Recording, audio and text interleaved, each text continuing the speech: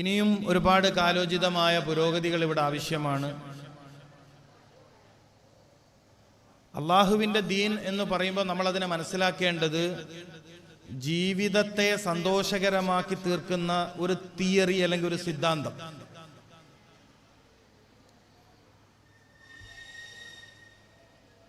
ഇൽമ പഠിക്കാൻ വേണ്ടി ഒരുമിച്ചുകൂടി എൻ്റെ സഹോദരീ സഹോദരന്മാരോട് ഇന്നിപ്പോൾ നമ്മൾ സംസാരിക്കേണ്ടുന്ന വിഷയം നമുക്കെല്ലാവർക്കും അത്യന്താപേക്ഷിതമായ ഒരു കാര്യമാണ്. മനഃശാന്തി, മനസ്സിൻ്റെ ശാന്തി അല്ലെങ്കിൽ സമാധാനം.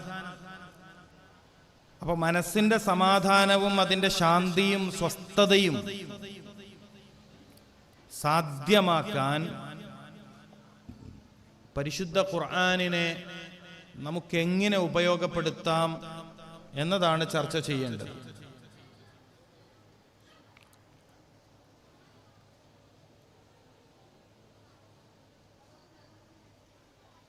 അഞ്ചു 10 മാസം മുമ്പ് കൊറോണയുടെ ഭീകരത നമ്മളൊക്കെ അനുഭവിച്ചതാണ്. ഇന്നിപ്പോൾ ഏകദേശം ജനങ്ങൾ അതിൻ്റെ ഒരു പേടിയിൽ നിന്നും പ്രയാസത്തിൽ നിന്നും പതുക്കെ പതുക്കെ മുക്തി നേടി വരികയാണ്.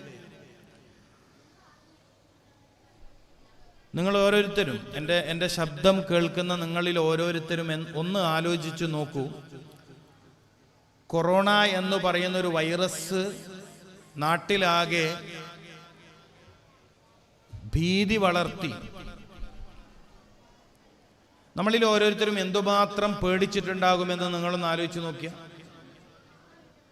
ഈ ഇരിക്കുന്ന നിങ്ങളിൽ ഓരോരുത്തരും കൊറോണ സംബന്ധമായ വാർത്തകൾ പത്രങ്ങളിലൂടെ, മൊബൈൽ ഫോണിലൂടെ, മറ്റ് സംവിധാനങ്ങളിലൂടെ നമ്മൾ അറിഞ്ഞപ്പോൾ നമ്മൾ എത്രമാത്രം ഭയപ്പെട്ടിട്ടുണ്ട്, പേടിച്ചിട്ടുണ്ട്. നമുക്കിതുപോലെ കൂടിയിരിക്കാൻ പറ്റുമായിരുന്നു. മസ്ജിദുകൾ അടക്കപ്പെട്ടു പോയില്ല, ആരാധനാലയങ്ങൾ അടച്ചിടപ്പെട്ടു, വിദ്യാലയങ്ങൾ അടച്ചിടപ്പെട്ടു. മനുഷ്യജീവിതം പല രൂപത്തിലും സ്തബ്ധമായി, സ്തംഭിച്ചുപോയി. ഇനി എന്തായിത്തീരുമെന്നറിയാത്ത ഒരു ഭീകരമായ അവസ്ഥ നമ്മളിൽ പലരും നേർക്ക് നേരെ കണ്ടവരാണ്. പക്ഷെ കേട്ട അത്രത്തോളം വലിയൊരു മാരകമായ അവസ്ഥയൊന്നും കൊറോണ സംബന്ധമായ വൈറസ് മാനവിക സമൂഹത്തിനിടയിൽ ഉണ്ടാക്കിയിട്ടില്ല എന്ന് നമുക്ക് മനസ്സിലാക്കാൻ കഴിയും അനുഭവത്തിലൂടെ. ഒരു പക്ഷേ ഇതിൻ്റെ തുടക്കത്തിൽ നമ്മൾ കേട്ടറിഞ്ഞതുപോലെ, മനസ്സിലാക്കിയതുപോലെ അത്രമാത്രം ഭീകരമായി മനുഷ്യനുമേൽ ഇത് സംഹാര താണ്ഡവമാടിയിട്ടില്ല, പ്രശ്നങ്ങൾ ഉണ്ടാക്കിയിട്ടില്ല എന്നാണ് നമുക്ക് മനസ്സിലാക്കാൻ കഴിയുന്നത്. എന്നാൽ പോലും പ്രിയപ്പെട്ടവരെ, നമ്മൾ എന്തുമാത്രം പേടിച്ചിട്ടുണ്ട്, ഭയപ്പെട്ടിട്ടുണ്ട്. നിങ്ങൾ ആ അവസ്ഥയെ ഓർമ്മിക്കണം. അള്ളാഹു അത്തരം ഭീകരമായ അവസ്ഥകളെ തൊട്ട് നമ്മളെല്ലാവരും കാത്തിരക്ഷിക്കട്ടെ. ആ കാലത്ത് ഏറ്റവും കൂടുതൽ ചർച്ച ചെയ്യപ്പെട്ട ഒരു പ്രത്യേക വിഷയമാണ് കൊറോണ ഇഷ്യൂ വന്നത് കാരണം ഒരുപാട് ആളുകൾ ആത്മഹത്യ ചെയ്തു എന്നുള്ളത്. ആത്മഹത്യകൾ ഉണ്ടായി. കണ്ണൂർ ജില്ലയിലെ വളവട്ടണം പുഴയിൽ, വളവട്ടണം പാലത്തിന് മധ്യേ ഓട്ടോ വെച്ചുകൊണ്ട് ഒരു ഓട്ടോ ഡ്രൈവർ ആത്മഹത്യ ചെയ്ത വാർത്ത നമ്മൾ വായിക്കേണ്ടി വന്നിട്ടുണ്ട്.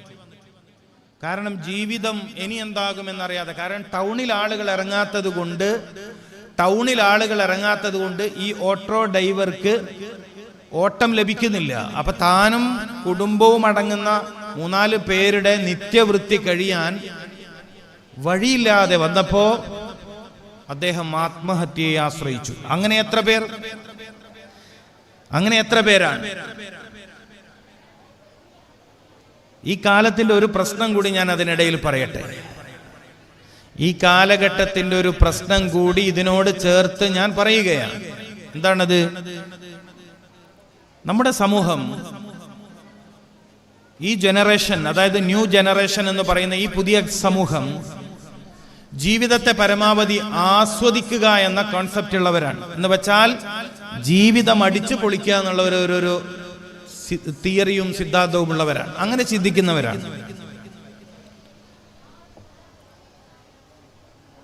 ജീവിതം പരമാവധി ആഘോഷിക്കുക. ഞാനൊരു കാര്യം കൂടി ചേർത്ത് പറയാണ്. ഇപ്പോൾ കൊറോണയുടെ പ്രശ്നങ്ങളൊക്കെ കഴിഞ്ഞു, സാധാരണ രൂപത്തിലേക്ക് മാനുഷിക ജീവിതം തിരിച്ചു വന്നു. അപ്പോഴേക്കും നമ്മുടെ കല്യാണവും കല്യാണത്തിന് മുമ്പുള്ള ചടങ്ങുകളൊക്കെ പഴയ പോലെയോ അതിനേക്കാൾ കെങ്കേമമോ ആയില്ലേ? ആയി. പഴയതിനേക്കാൾ കേമമായി. ഒരുപാട് നാശങ്ങൾ, ഒരുപാട് അപകടങ്ങൾ ചുറ്റുപാടിലും നിറഞ്ഞു നിൽക്കുന്നുണ്ട് എന്നറിയുമ്പോഴും നമ്മുടെ ആളുകൾക്ക്, അതായത് ഈ മതപ്രബോധന വേദികളിലും ആത്മീയ സദസ്സുകളിലും ദിക്ർ ഹൽഖകളിലും സ്വലാത്ത് മജ്ലിസുകളിലും ഇരിക്കുന്ന നമ്മുടെ ആളുകൾക്ക് ഇപ്പോഴും ജീവിതത്തിന്റെ ചില കാര്യങ്ങളിൽ അടുക്കും ചിട്ടയും വന്നിട്ടില്ല എന്നാണ് കാര്യങ്ങൾ നമ്മെ ബോധ്യപ്പെടുത്തുന്നത്. നിങ്ങളിൽ ആർക്കെങ്കിലും ഇത് നിഷേധിക്കാൻ പറ്റുമെന്ന് എനിക്ക് തോന്നണില്ല. മനസ്സിലാക്കണം. ഞാൻ എൻ്റെ പ്രസംഗത്തിന്റെ തുടക്കത്തിൽ പറഞ്ഞൊരു വാക്ക് ഈ സദസ്സിൽ എല്ലാവരും ഒന്നുകൂടി കേൾക്കാൻ പറയുവാണ്. ഇസ്ലാം എന്ന് പറയുന്നത് മനുഷ്യന്റെ ജീവിതത്തെ മനോഹരമാക്കി തീർക്കുന്ന, സന്തോഷകരമാക്കി തീർക്കുന്ന, മനസ്സിലെപ്പോഴും ആനന്ദം നിറഞ്ഞു നിൽക്കുന്ന ഒരു സംവിധാനമാണ് ഇസ്ലാം.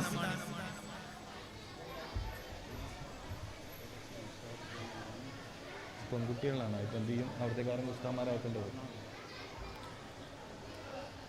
അപ്പൊ ഇസ്ലാം, നിങ്ങൾ ഇതിങ്ങനെ പഠിക്കണം. ഇസ്ലാം എന്ന് പറയുന്നത് മനുഷ്യന്റെ ജീവിതത്തെ മനോഹരമാക്കുന്ന, സന്തോഷകരമാക്കുന്ന, ആനന്ദകരമാക്കുന്ന ഒരു സംവിധാനത്തിന്റെ പേരാണ്. സ്ത്രീകളുടെ ഭാഗത്ത് കുട്ടികൾ വല്ലാതെ സംസാരിക്കുന്നുണ്ട്. ഒന്നുകിൽ നമ്മുടെ ഭാരവാഹികൾ നേരിട്ട് അതിൽ ഇടപെടണം, അല്ലെങ്കിൽ ആരുടെ അടുത്ത് നിന്നാണോ സംസാരം വരുന്നത് ആ സഹോദരിമാർ ആ കാര്യത്തിൽ ഇടപെടണം.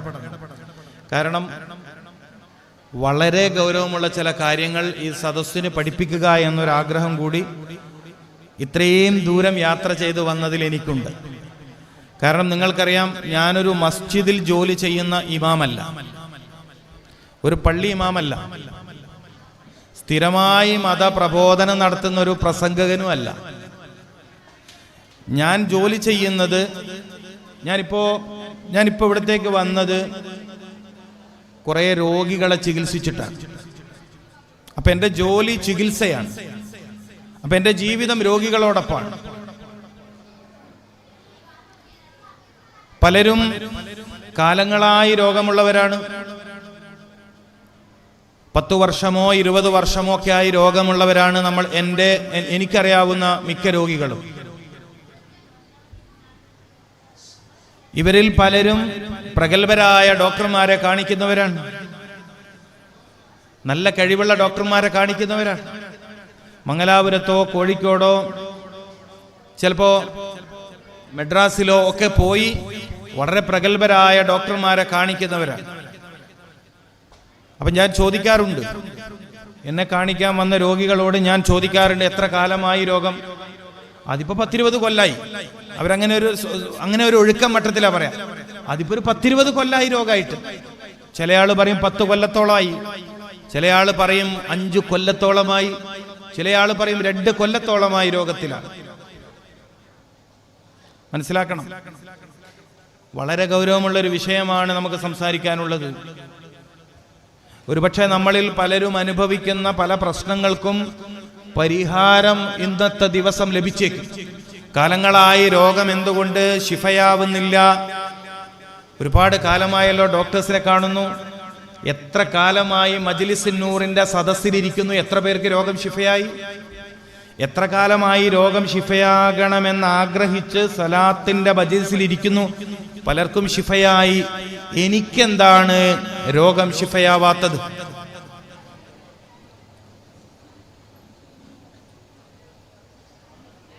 ഒരു വീട്ടിൽ തന്നെ 3, 4, 5 രോഗികളാണ് പ്രിയപ്പെട്ടവര്.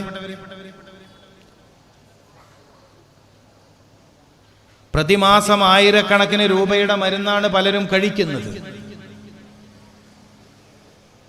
അപ്പൊ നിങ്ങളിൽ ഓരോരുത്തർക്കും ആവശ്യമുള്ള, ഈ സദസ്സിലിരിക്കുന്ന ഓരോരുത്തർക്കും ആവശ്യമുള്ള അതായത് ഇന്നും നാളെയും മറ്റന്നാളൊക്കെ ആവശ്യമുള്ള കാര്യമാണ് ഞാൻ പറയുന്നത്. ഇന്നും നാളെയും മറ്റന്നാളും നിങ്ങൾക്ക് ഈ വിഷയം ആവശ്യമാണ്. തുടർന്നുള്ള ദിവസങ്ങളിൽ നിങ്ങൾക്കിത് ആവശ്യമാണ്. സുലഭമായി ഭക്ഷണം കഴിക്കാൻ കഴിയുന്ന ഒരു കാലത്താണ് നമ്മൾ ജീവിക്കുന്നത്. എല്ലാവരും ശ്രദ്ധിക്കണം. സുലഭമായി ഭക്ഷണം കഴിക്കാൻ കഴിയുന്ന ഒരു കാലത്താണ് നമ്മൾ ജീവിക്കുന്നത്. ഒന്ന്, യാത്രക്ക് നല്ല സൗകര്യങ്ങളുള്ള കാലഘട്ടത്തിലാണ് നമ്മൾ ജീവിക്കുന്നത്. നിങ്ങൾ ഒന്നുകൂടി ശ്രദ്ധിക്കുക, നന്നായി ശ്രദ്ധിക്കണം. ഭക്ഷണം സുലഭമായി ലഭിക്കുന്നു, യാത്ര സുഗമമാണ്. രോഗം വരുന്നതിന് മുമ്പ് തന്നെ രോഗം വരുമോ എന്ന് കണ്ടെത്താനുള്ള മെഡിക്കൽ ടെസ്റ്റുകളുള്ള രാജ്യത്താണ് നമ്മൾ ജീവിക്കുന്നത്. ചില ആളുകളൊക്കെ ഗൾഫിൽ നിന്നൊക്കെ വന്നാൽ ചില ആളുകൾ 6 മാസത്തിലൊരിക്കൽ എക്സിക്യൂട്ടീവ് ചെക്കപ്പിന് പോകും. ചില ഹോസ്പിറ്റലുകളിൽ ഹോൾ ബോഡി ചെക്കപ്പ് സൗകര്യമുണ്ട്. ശരീരത്തിൽ എവിടെ രോഗമുണ്ട് എന്ന് കണ്ടെത്താനുള്ള ചെക്കപ്പ് സംവിധാനമുണ്ട്, ലാബുകളുണ്ട്.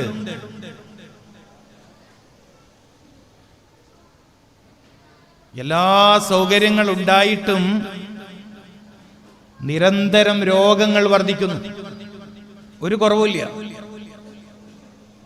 വളരെ ഗൗരവത്തോടെ ആലോചിക്കണം നിങ്ങളിൽ ഓരോരുത്തരും. എല്ലാ സൗകര്യങ്ങളും ഉണ്ടായിട്ടും നിങ്ങൾക്കിടയിൽ രോഗികളുടെ എണ്ണത്തിൽ വർധനവാണ്. ഇല്ലേ? ആരോഗ്യ ബോധവൽക്കരണ പരിപാടികൾ ഗവൺമെന്റ് തലത്തിലും അല്ലാതെയും നമ്മുടെ സമൂഹത്തിൽ ലഭിക്കുന്നുണ്ട്. എയ്ഡ്സിനെതിരെ ബോധവൽക്കരണമുണ്ട്, ക്യാൻസറിനെതിരെ ബോധവൽക്കരണമുണ്ട്, പക്ഷാഘാത രോഗങ്ങൾക്കെതിരെ ബോധവൽക്കരണമുണ്ട്. എന്നിട്ടും പിന്നെയോ ഇസ്ലാമിക സമൂഹത്തിലാണെങ്കിലോ ആത്മീയ സദസ്സുകൾ, ഉറൂസുകൾ, ഞാൻ നേരത്തെ പറഞ്ഞ പോലെ സ്വലാത്തിന്റെ മജ്ലിസ്, ദിക്ർ ഹൽക്കകൾ, മജ്ലിസുന്നൂറിന്റെ സദസ്സ്, ഹദ്ദാദ് റാത്തീബിന്റെ സദസ്സ് എന്ന് വെച്ചാൽ ആത്മീയമായും ഭൗതികമായും, ശ്രദ്ധിക്കണം നിങ്ങൾ, ആത്മീയമായും ഭൗതികമായും സർവ മുസീബത്തുകളെ തൊട്ടും ബലാകളെ തൊട്ടും ആഫാത്തുകളെ തൊട്ടും ആഹാത്തുകളെ തൊട്ടും രോഗങ്ങളെ തൊട്ടും ദണ്ണം സൂര്യം. നമ്മൾ മജ്ലിസുന്നൂറിൽ നമ്മൾ ആലപിക്കുന്ന ഒരു വരിയാണത്.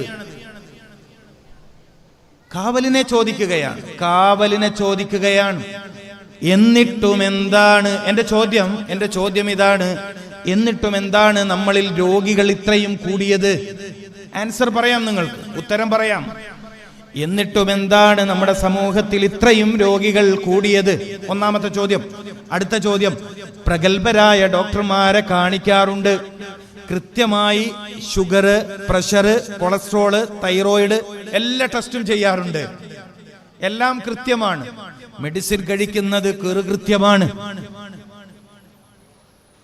എന്നിട്ട് ചോദ്യം ശ്രദ്ധിക്കൂ നിങ്ങൾ. എന്നിട്ടെന്താണ് നിങ്ങളുടെ രോഗം ശിഫയാവാത്തത്? സയ്യിദുനാ മുഹമ്മദുർ റസൂൽ സ്വല്ലല്ലാഹു അലൈഹി വസല്ലമ തങ്ങൾ പഠിപ്പിച്ചൊരു കാര്യം ഞാൻ ഈ സദസ്സിലെടുത്തു വെക്കാൻ. ഇന്നല്ലാഹ അസ്സ വജല്ല ലം യുനസ്സിൽ ദാഅൻ ഇല്ലാ അൻസല ലഹു ശിഫാ. അല്ലാഹു മനുഷ്യകുലത്തിനുമേൽ ഒരു രോഗത്തെയും ഇറക്കിയിട്ടില്ല. ഈ സദസ്സിൽ രോഗികളുണ്ടെങ്കിൽ ആദ്യം ഇത് ശ്രദ്ധിക്കേണ്ടതവരാണ്. അല്ലാഹു മനുഷ്യനുമേൽ ഒരു രോഗത്തെയും ഇറക്കിയിട്ടില്ല. അപ്പൊ രോഗം അല്ലാഹു ഇറക്കുന്നതാണ്. അല്ലാഹുവിൽ നിന്ന് രോഗം ഇറങ്ങുന്നു. അല്ലാഹു രോഗത്തെ ചില ആളുകൾക്ക് ഇറക്കി കൊടുക്കുന്നു. അതെന്തിനാണെന്നുള്ളത് വേണമെങ്കിൽ നമുക്ക് പഠിക്കാം. ചില ആളുകളുടെ ജീവിതത്തെ നിയന്ത്രിക്കാൻ. അങ്ങനെയുണ്ട്. രോഗം വന്നാൽ ജീവിതത്തിൽ ഒരു നിയന്ത്രണം വരാറുണ്ട് ചില ആളുകൾക്ക്. അപ്പൊ അല്ലാഹു രോഗത്തെ ഇറക്കുന്നു. എന്നാൽ ചില ആളുകൾക്ക് അല്ലാഹുവിൽ നിന്നുള്ള പരീക്ഷണമാണ്. അത് അമ്പിയാക്കൾ, ഔലിയാക്കൾ, സ്വാലിഹീങ്ങൾ, അത്തരം ആളുകളിലേക്ക് അല്ലാഹു രോഗം കൊടുക്കുന്നത് അവരുടെ ദറജയെ വർദ്ധിപ്പിക്കാൻ. അവര് ദാക്കിരീങ്ങളാണ്. ശ്രദ്ധിക്കണം നിങ്ങള്, അവര് ദാക്കിരീങ്ങളാണ്. ഈ ദേശത്തുകാർക്ക് പരിചയമുള്ള മഹാൻ മഹാനായ മൂരിയാട് ഉസ്താദ് നവ്വറല്ലാഹു ബർഖദഹ് വനഫഅനാ ബിഉലൂമിഹി ആമീൻ. ആ മഹാനുഭാവൻ നമ്മളിൽ നിന്ന് പിരിഞ്ഞിട്ട് കുറച്ച് കാലമേ ആയിട്ടുള്ളൂ. അദ്ദേഹത്തിന്റെ അവസാന കാലഘട്ടത്തിൽ അമ്പിയാക്കൾക്ക് വരുന്നത് പോലെ, ഔലിയാക്കൾക്ക് വരുന്നത് പോലെ കഠിനമായ പരീക്ഷണത്തിന്റെ രോഗം അദ്ദേഹം നേരിട്ടിട്ടുണ്ട്. അത് പരീക്ഷണത്തിന്റെ രോഗമാണ്. ഇബ്നു ഹജർ തങ്ങൾ പറഞ്ഞതുപോലെ മനസ്സിലാക്കണം, സാധാരണക്കാരിലേക്ക് വരുന്നത് പോലെയുള്ള രോഗം ഉഖ്റവിയായ ഉലമാക്കളിലേക്ക് വരൂല. 10,000 പണ്ഡിതന്മാരുടെ ഗുരുവായ മൂരിയാട് ഉസ്താദ് എന്ന മഹാനവറുകൾ, എത്ര ആളുകൾക്ക് അദ്ദേഹം അനുഗ്രഹമായിരുന്നു, എത്ര ദേശത്തിന് അദ്ദേഹം അനുഗ്രഹമായിരുന്നു. അദ്ദേഹം വഫാത്തായി മറവിട്ട് കിടക്കുന്ന മണ്ണിൽ ഇപ്പോഴും ഒരു സെക്കൻഡ് പോലും മനുഷ്യ പെരുമാറ്റം ഒഴിയുന്നില്ല. പോയാളല്ലേ ഇരിക്കുന്നത്. ഏതെങ്കിലും ഒരു സമയം അവിടുന്ന് ആൾ ഒഴിയുന്നുണ്ട്. എപ്പോഴും അവിടെ ഖുർആൻ പാരായണവുമായിട്ട് ആളുകളല്ലേ. ജീവിച്ചിരിക്കുമ്പോഴും ആൾക്കൂട്ടത്തിന് നടുവിൽ, വഫാത്തായി പിരിഞ്ഞിട്ടും ആൾക്കൂട്ടത്തിന് നടുവിലാണ്. അല്ലാഹു ആ ദറജ വർദ്ധിപ്പിച്ചു കൊടുക്കട്ടെ. അപ്പൊ അല്ലാഹുവിൽ നിന്ന് രോഗം ഇറങ്ങും. മാ അൻസലല്ലാഹു ദാഅൻ. അപ്പൊ വിഷയം എന്താണ്? അല്ലാഹു ഒരു രോഗത്തെയും ഇറക്കുന്നില്ല. ഇത് നിങ്ങൾ ആദ്യം പഠിച്ചു വെക്കണം. അല്ലാഹു ഒരു രോഗത്തെയും ഇറക്കുന്നില്ല. ഇത് രോഗികൾ പഠിക്കണം. എന്തിനു ശേഷമല്ലാതെ ഇല്ലാ അൻസല ലഹു ശിഫാ ഔ കമാ ഖാൽ മുഹമ്മദ് റസൂൽ സല്ലല്ലാഹു അലൈഹി വസല്ലം. എത്ര സന്തോഷകരമായ വാർത്തയാണിത്! എത്ര സന്തോഷകരമായ വാർത്തയാണ് മുഅ്മിനീങ്ങളെ ഇത്! അല്ലാഹു ഒരു രോഗത്തെയും മനുഷ്യനുമേൽ ഇറക്കിയിട്ടില്ല. ഇല്ലാ, ഇവിടെ ശ്രദ്ധിക്കുക നിങ്ങൾ, ഇല്ലാ അൻസല ലഹു ശിഫാ. ഈ ഹദീസ് പാരായണം ചെയ്താൽ രോഗം ശിഫയാവും. നല്ല വാക്ക് പറയലിലൂടെ രോഗം ശിഫയാകും. അങ്ങനെയുണ്ട്. ഒരു രോഗി തന്റെ രോഗം ശിഫയാവണമെന്നുദ്ദേശിച്ച് നല്ല വർത്തമാനം പറഞ്ഞാൽ, അതുകൊണ്ടല്ലേ സൂക്കേട് പിടിച്ചവർക്ക് ദേഷ്യം പിടിക്കരുതെന്ന് പറയുന്നത്. പല രോഗികൾക്ക് സൂക്കേട് മാറാത്തത് എന്തുകൊണ്ടാ? ദേഷ്യം പിടിക്കണോണ്ട്. അങ്ങനെയുണ്ട്. സൂക്കേട് വന്നാലാ ദേഷ്യം കൂടുക. ചില കുടുംബക്കാര് രോഗികളോടൊപ്പം വന്നിട്ട് പറയും, ഉപ്പാന്റെ ദേഷ്യമാണ് സഹിച്ചുകൂടാൻ പറ്റാത്തത്. ഇത് നിങ്ങളെ ആരെങ്കിലും വിഷമിപ്പിക്കാൻ പറയണല്ല കേട്ടോ. ചിലപ്പോ സൂക്കേട് പിടിച്ച ആൾ ഈ കൂട്ടത്തിലുണ്ടാവും. നേരം വെളുത്ത് ഉറങ്ങുന്നതിന് മുമ്പ് 101 ദേഷ്യം പിടിക്കുന്ന ആൾ ഈ സദസ്സിൽ ഉണ്ടാവും. ഓറെ കെട്ടിയോളം അപ്പുറം ഇരിക്കുന്നുണ്ടാവും. ഓളെ മുമ്പ് തന്നെ ഇത് പറയേണ്ടി വരും. ഇത് ചില മാറ്റങ്ങൾക്ക് വേണ്ടിയുള്ള സദസ്സാണ്. നിങ്ങൾ കുറെ കാര്യം കേട്ടിട്ട് പോവാ, ഞാനിത് പറഞ്ഞിട്ട് പോവാ, ഫായിദയില്ല. ഇത് ചില മാറ്റങ്ങൾക്കുള്ള സദസ്സാണ്. അള്ളാഹു കബൂൽ ചെയ്യട്ടെ. അള്ളാഹുവേ, ഞങ്ങളെ സ്വീകരിക്കണേ. അള്ളാഹ് ഈ മോമിനിങ്ങളെ പരിഗണിച്ചിട്ട് ഞങ്ങളെ നീ സ്വീകരിക്കണേ തമ്പുരാൻ. ഞങ്ങളുടെ കാര്യങ്ങളെ നീ ഏറ്റെടുക്കണേ തമ്പുരാനെ. അള്ളാഹുവേ, രോഗം പ്രത്യേകമായി ശിഫയാകുന്ന മാസമാണിത്, ശഅബാൻ. ഈ ശഅബാനിന്റെ ഒരു പ്രത്യേകത അറിയുമോ? ശഅബാൻ ബാക്കി 11 മാസങ്ങളെക്കാൾ രോഗം ശിഫയാവാൻ സഹായിക്കുന്ന മാസമാണ്. എങ്ങനുണ്ട് ഈ ശഅബാന്റെ പ്രത്യേകത? എന്താണ്? മറ്റ് 11 മാസങ്ങളെക്കാൾ രോഗികൾക്ക് അനുഗ്രഹീതമാണ് ഈ മാസം. ശഅബാനു ശഹ്രി മുഹമ്മദുർ റസൂൽ സല്ലല്ലാഹു അലൈഹി വസല്ലം. എന്തുകൊണ്ടായിരിക്കും? എന്റെ മുഅ്മിനീങ്ങളെ, സയ്യിദുനാ മുഹമ്മദ് റസൂലുള്ളാഹി സല്ലല്ലാഹു അലൈഹി വസല്ലമ തങ്ങൾ ശഅബാൻ എന്റെ മാസമാണ് എന്ന് പറഞ്ഞത് എന്തുകൊണ്ടാണ്? നിങ്ങൾ ചിന്തിക്ക്, എന്തുകൊണ്ടായിരിക്കും? അന റഹ്മത്തുൽ ലിൽ ആലമീൻ. ഈ ലോകത്തിന് മുഴുക്കയും ഞാൻ അനുഗ്രഹമാണ്. അപ്പൊ ശഅബാന്റെ മുബാറക്കിന് പിന്നിൽ ശഅബാൻ ബർക്കത്തുடைய മാസമാണ്. ശഅബാൻ എന്ന് പറയുന്നത് നിങ്ങളിലെ ഗുണങ്ങൾ വർദ്ധിക്കുന്ന മാസമാണ്. കണ്ണിന്റെ കാഴ്ച കൂടുന്ന മാസം, ചെവിയുടെ കേൾവി ശക്തി കൂടേണ്ട മാസം, ഹൃദയത്തിന്റെ പ്രവർത്തനം നന്നാവേണ്ട മാസം, കരളിന്റെ ആരോഗ്യം വർദ്ധിക്കുന്ന മാസം, മസിലുകളുടെ, പേശികളുടെ, നെർവസുകളുടെ, ഞരമ്പുകളുടെ, നാഡികളുടെ ബലം കൂടുന്ന മാസമാണ് ശഅബാൻ.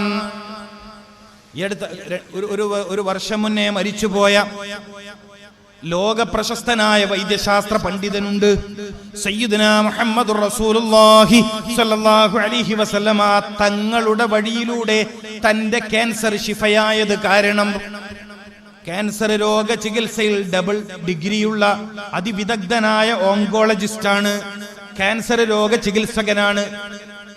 സയ്യിദ് ഹാഷിം സ്വദിരി എന്നാണ് അദ്ദേഹത്തിന്റെ പേര്. മലേഷ്യക്കാരനാണ്.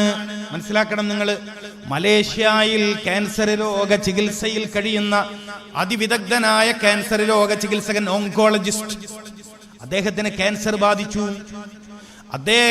ക്യാൻസർ ബാധിച്ചു പോയി. അല്ലാഹുവേ, അത്തരം മാരക രോഗങ്ങളെ തൊട്ട് ഞങ്ങൾ മുഴുവൻ ആളുകളെയും നീ കാത്തുരക്ഷിക്കണേ അല്ലാ. ഈ സദസ്സിൽ ഒരുമിച്ച് കൂടിയ മുഴുവൻ മുഅ്മിനീങ്ങളുടെ ശരീരത്തെയും അതിമാരകമായ സർവ്വ ക്യാൻസറുകളെ തൊട്ടും നീ കാത്തുരക്ഷിക്കണേ അല്ലാ. ബിമഹ്ലി ഫളിക വകറമിക വജൂദിക വഇഹ്സാനിക യാ അക്രമൽ അക്രമീൻ വയാ അജ്വദൽ അജ്വദീൻ വയാ നാസിറൽ മസാകീൻ. ഭീകരമായ ഭയാനകമായ രോഗമാണ് ക്യാൻസർ. അല്ലാഹു കാത്തുരക്ഷിക്കട്ടെ. അറിയില്ല